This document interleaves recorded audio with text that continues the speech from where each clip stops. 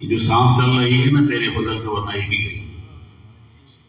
تو نماز کے بغیر تو بندگی کا سوال نہیں ہے. تو پوچھو، تمہارے لیے اللہ کا حکم ہے، پوچھو. ایک فرقہ پیدا ہوا، اس نے بڑی شدت کے ساتھ اس بات کا انکار کیا کہ جب قرآن اور حدیث موجود ہے تو فقہ کی کیا ضرورت ہے. اس کو اور میں کھول کے اگر کہوں تو وہ فرقہ غیر مقلد وہابیوں کا ہے، جو فقہ کے منکر ہیں، اجتہاد کے منکر ہیں، استنباط کے منکر ہیں. خدا شاہد ہے، استنباط و اجتہاد کی ضرورت صحابہ کو تھی. پتہ نہیں یہ جاہل کہاں سے آ گئے.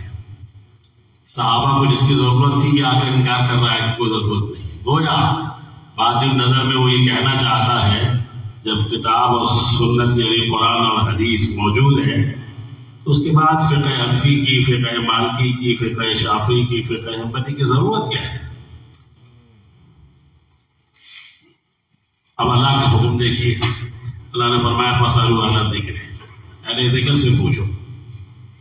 تو اگر قرآن حدیث کے ہوتے ہوئے فقہ حنفی، فقہ مالکی، فقہ شافعی، فقہ حنبلی کی ضرورت نہ ہوتی تو اللہ تعالیٰ یوں نہیں فرماتا کہ فاسألوا اہل الذکر، بلکہ اللہ یوں فرماتا فاسألوا القرآن والحدیث ان کنتم تعلمون، تم نہیں جانتے تو قرآن اور حدیث سے پوچھو.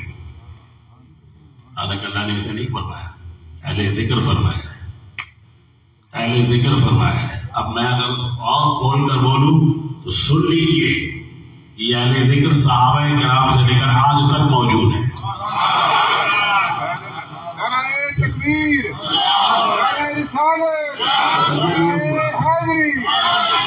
اہل ذکر کی ضرورت صحابہ کو بھی تھی، تابعین کو بھی تھی، تبع تابعین کو بھی تھی، قرن اول میں تھی، قرن ثانی میں تھی، قرن ثالث میں تھی. پہلی صدی ہجری کے بعد سے لے کر آج 15ویں صدی ہجری آدھی ہونے کو ہے، آج تک اہل ذکر کی ضرورت ہے. جبھی تو اللہ نے فرمایا کہ اہل ذکر سے پوچھو. کس کی مجال ہے جو قرآن سے پوچھے؟ 8 سال 10 سال پوری محنت شاقہ کے بعد کچھ سمجھ میں آتا ہے تھوڑا سا، اور تم یہ سمجھتے ہو کہ اردو کا ترجمہ پڑھ کے تم قرآن سمجھا دو گے؟ تمہارا باپ بھی نہیں سمجھا سکتا، تم نے کہاں سے سمجھ لیا؟ سوال ہی نہیں پیدا ہوتا. اب میں آپ کو حدیثیں سناؤں گا، موضوع بہت بڑا ہے لیکن مختصر باتیں سن لیجیے. بہت مشہور حدیث ہے یہ، درسیات کی کتابیں پڑھائی جاتی ہیں، اس میں اصول فقہ کی کتابوں میں یہ حدیث موجود ہے. اللہ کے رسول صلی اللہ علیہ وسلم حضرت سیدنا معاذ بن جبل رضی اللہ تعالیٰ عنہ کو یمن کا گورنر بنا کر بھیجے تھے. حضور موجود ہیں، یاد رہے یہ وہ خوبصورت ترین زمانہ ہے کہ نبی موجود ہے.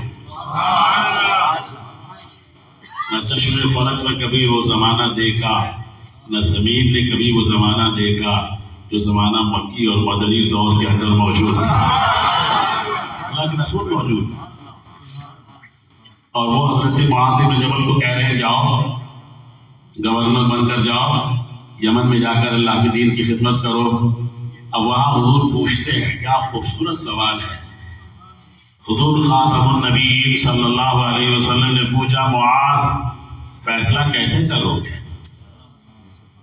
تو ریاست مدینہ کے ذمہ دار بن کے جا رہے ہو، عہدیدار بن کر جا رہے ہو، فیصلے تمہارے پاس آئیں گے، کیسے فیصلہ کرو گے؟ حضرت معاذ نے اس لیے کہ یا رسول اللہ کی کتاب سے، قرآن مجید سے.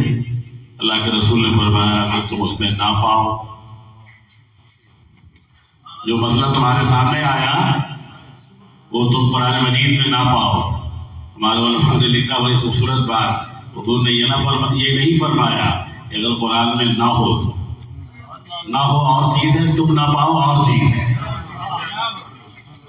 دونوں میں زمین آسمان کا فرق ہے. قرآن میں بہت کچھ ہے لیکن تم پا جاؤ سوال ہی نہیں پیدا ہوتا.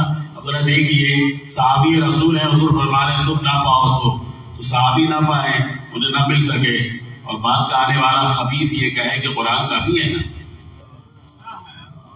صحابہ کو ٹھکرا رہے ہو، وہ دین کے ستون ہیں، وہ دین کے ایک نمائندہ ہیں، انہی کی وجہ سے دین محفوظ ہوا، انہی کی وجہ سے قرآن محفوظ ہوا، انہی کی وجہ سے حدیث محفوظ ہوا، ان کی وجہ سب کچھ ہے۔ حضور نے فرمایا اگر تم اس میں نہ پاؤ تو انہوں نے عرض کیا کہ رسول اللہ پھر سنت رسول، آپ کی حدیث پڑھوں، آپ کی حدیث سے مسئلہ حل کروں گا، سناؤں گا اور مسئلہ بتاؤں گا۔ پھر حضور نے فرمایا اگر تم حدیث میں بھی نہ پاؤ تو، اگر یہ ممکن نہ ہوتا کہ تم قرآن میں نہ پاؤ تو حضور نہ فرماتے، اللہ کے رسول صلی اللہ علیہ وسلم کوئی ایسی بات کرتے ہی نہیں تھے کہ جس کا ہونا ممکن نہ ہو، تو وہ بات ہی وہ فرماتے تھے کہ فائنلی اس پر ایمان لانا ضروری ہے، جو یہ فرما رہے ہیں وہی دین ہے، وہی ایمان ہے، وہی اسلام ہے، وہی سب کچھ ہے۔ فرمایا اگر حدیث میں بھی نہ پاؤ تو انہوں نے عرض کیا کہ یا رسول اللہ صلی اللہ علیہ وسلم، اب یہ بات ہے قابل غور، طلبا بیٹھے ہیں یہاں، علماء بیٹھے ہیں، یہ نوٹ فرمائیں کہ وہ عرض کرتے ہیں حضرت معاذ بن جبل یا رسول اللہ صلی اللہ علیہ وسلم اگر میں اللہ کی کتاب میں نہ پاؤں پھر سنت رسول کی طرف جاؤں گا، سنت رسول میں نہ پاؤں تو انہوں نے عرض کیا کہ یا رسول اللہ صلی اللہ علیہ وسلم اجتہدوا برأیی، میں استدلال کروں گا، میں اجتہاد کروں گا اور اس کے ذریعے مسئلہ نکالوں گا۔ اب اگر یہ موقف ان کا یہ کہنا اللہ کی کتاب اللہ کے رسول کے فرمان کے خلاف ہوتا تو حضور میں یہ روک دیتے، یہ قرآن حدیث کے بعد گنجائش نہیں ہے، لیکن حضور نے روکا نہیں ہے بلکہ اللہ کے رسول نے تعریف کی ہے،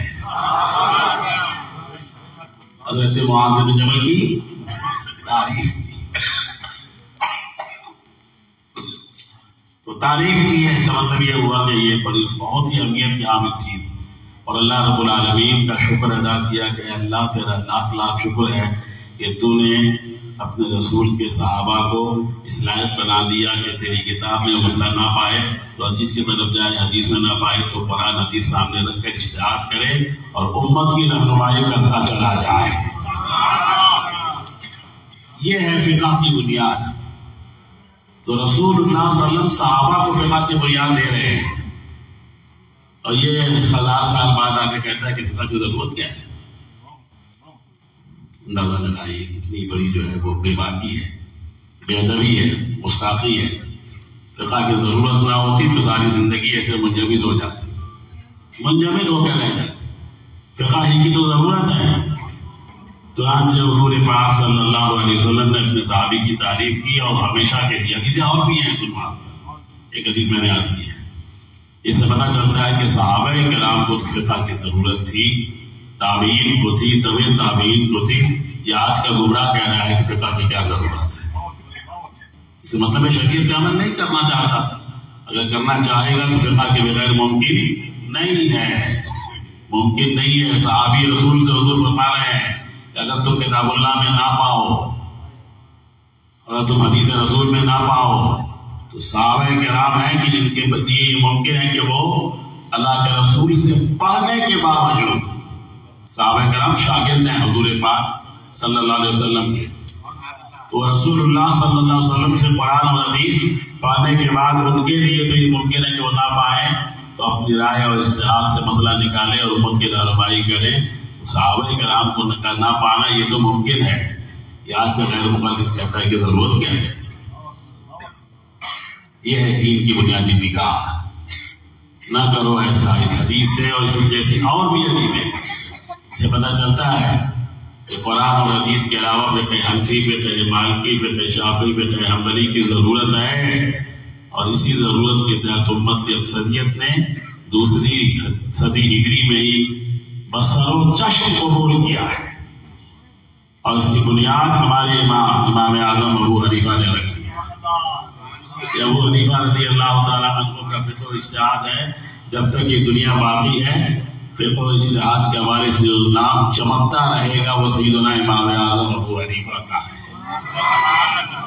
اسی سے فیض پاتے رہیں گے۔ امام مالک نے بھی حضرت امام اعظم ابو حنیفہ سے فیض پایا، امام شافعی نے امام اعظم ابو حنیفہ کے شاگردوں سے فیض پایا، حضرت امام احمد بن حنبل نے ابو حنیفہ کے پوتوں سے جو ہے وہ شاگردی اختیار کر کے وہاں سے علم پایا. تو یہ پوری کی پوری جو فقہ ہے یہ بنیاد اور اساس اس کی حضرت امام اعظم ابو حنیفہ ہیں. تم لوگ خوش نصیب ہو کہ ابو حنیفہ کے پیروکار ہو. ہم دعا کرتے ہیں کہ اللہ ابو حنیفہ کے پیروکار رہیں. اس کے بغیر دین پہ عمل کرنا ممکن نہیں ہے، ممکن نہیں ہے. ایک اچھا مسلمان رہنا چاہتے ہو تو ابو حنیفہ کی تقلید کرنی پڑے گی، ابو حنیفہ کے طریق علم پر سر جھکانا پڑے گا. ہم نے تو پہلے سے جھکایا ہوا ہے، ہم تو پہلے سے ہی مانتے ہیں. اور ہمارے امام کو اللہ رب العالمین نے یہ اعزاز بخشا ہے کہ وہ صحابی تو نہیں ہے لیکن صحابہ کی زیارت کر کے تابعین میں موجود ہے.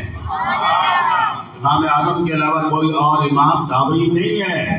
ہمارے جو امام ہیں وہ تابعی ہیں اور ان سے علم پڑھا ہے جنہوں نے براہ راست رسول اللہ سے پڑھا ہوا تھا. اس میں تابعی کہتے ہیں. بات کرنے کا مدعا اور مقصد یہ کہ اس طرح کبھی کوئی گمراہ نہ کرے تو اس کو بتائیں اللہ کے رسول اپنے صحابی سے کہہ رہے ہیں کہ تم اگر کتاب اللہ میں نہ پاؤ تو کیا کرو گے، سنت رسول میں دیکھیں گے وہاں بھی نہ پاؤ تو کیا کرو گے، اور اجتہاد کریں گے، استدلال کریں گے، قرآن و حدیث سے مسئلہ نکال کر امت کی رہنمائی کریں گے. اور ظاہر اگر اس کی شریعت میں گنجائش نہ ہوتی تو میرے نبی اس وقت منع فرما، انہوں نے منع نہیں فرمایا. تو معلوم ہوا گنجائش ہے اور اسی گنجائش سے آج ہم فائدہ اٹھا رہے ہیں. آج تک یہ جو آپ کے نماز کورس ہے، اصلاح عقائد کورس ہے، جیسا ابھی آپ سن رہے تھے کہ یہ ایک در حقیقت بنیاد ہے. مجھے تجربہ ہے اس کا. نماز پڑھتے پڑھتے پڑھتے پڑھتے 30 35 40 45 سال وقت گزار دیا، بڑھاپے کو پہنچ گئے لیکن نماز کے بنیادی مسائل نہیں جانتے. ایسے بہت لوگ ملے گا. کہاں کمی ہوئی، کمزوری کہاں سے آئی کہ انہوں نے اس کو اہمیت نہیں دیا کہ ہمیں نماز کے مسائل پڑھنا چاہیے. خود نہیں پڑھ سکتے، خود نہیں سمجھ سکتے تو فصلوا علی الذکر ان کنتم لا تعلمون. خوش ہو رہے کرام سے وہ اہل ذکر وہ جانتے ہیں، بتا دیں گے، رہنمائی کر دیں گے. اس کے بغیر چارہ کار نہیں ہے، اس کے بغیر چارہ کار نہیں ہے. تو یہ بڑی خوش نصیبی ہے آپ کی. نماز کورس، روزہ کورس، حج کورس، زکوٰۃ کورس، یہ سارے کورس ہونا چاہیے. وہ تو فرائض واجبات ہیں. کوئی نماز نہ پڑھے تو مسلمان نہیں، روزہ نہ رکھے تو مسلمان نہیں، زکوٰۃ فرض ہونے کے بعد نہ دے تو مسلمان نہیں، حج فرض ہونے کے بعد حج نہ کرے تو مسلمان نہیں. تو اپنے دین، اپنے ایمان، اپنے اسلام کو بچانا ہے تو یہ سب چیزیں پڑھنی ہوں گی. اور مولانا اشرف کے پاس آپ لوگوں کو آنا پڑے گا. آئیے پڑھیے، خوش نصیبی ہے، سیکھ لیجیے. پڑھنے سے پہلے کچھ نمازیں تو صحیح ہو جائیں. بس یہ بات دھیان میں رکھیں. سیکھیں گے تو آپ کی نمازیں صحیح ہو جائیں گی. کچھ نمازیں آپ کی نامہ اعمال میں ایسی آ جائیں گی کہ جو شریعت کے حکم کے مطابق ہو. اللہ رب العالمین نے نماز کے مسائل پر سینکڑوں آیتیں فرمائی. احادیث میں تو ذخیرہ ہے.